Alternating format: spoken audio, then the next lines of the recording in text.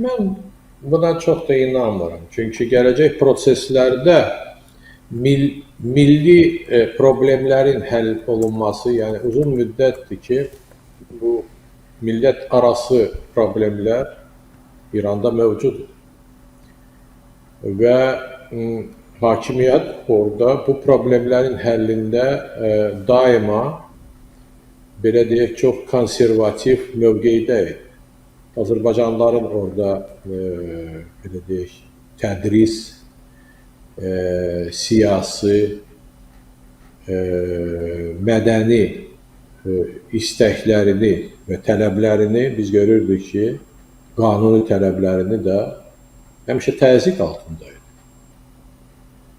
Və yenə də o mövzuya qayıtmaq istəyirəm ki, bu təzyiqin başında olanlar Azərbaycan millətindən olan insanlardır, təəssüflər olsun. Bunu da biz görməliyik. Yəni, belə deyək, dırnaq arası imperiyaya xidmət eləyənlər bəzən də o Roma papasından daha da çox katolik olur.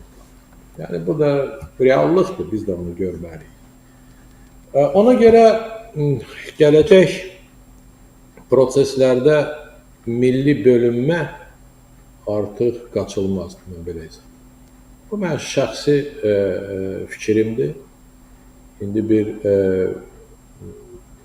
heç bir siyasi vəzifəyə ya da hansısa vəzifə daşımayan bir insan kimi mən hesab edirəm ki, İran artıq ciddi problemlər qarşısındadır. Çünki, baxın, görün, indiki proseslər ciddi şəkildə Sovet İttifaqında, onun süqutu ərəfəsində olan prosesləri xatırladır.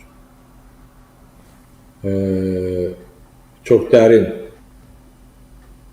daxili böhran, xarici təsir və milli problemlərin həll olunmaması. İstər-istəməz bu analogiyaları və oxşarlığı görərkən mən hesab edirəm ki, milli baxımından orada ciddi proseslər başlayır və artıq başlayıb.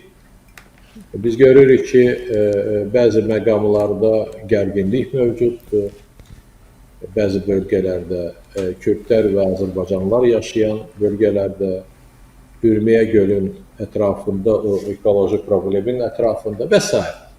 Və belə nöqtələri İranda sadalamaq çətindir. Yəni, hər bölgədə demək olar ki, hansısa buna gərginlik kimi, belə deyək, mənbələr var.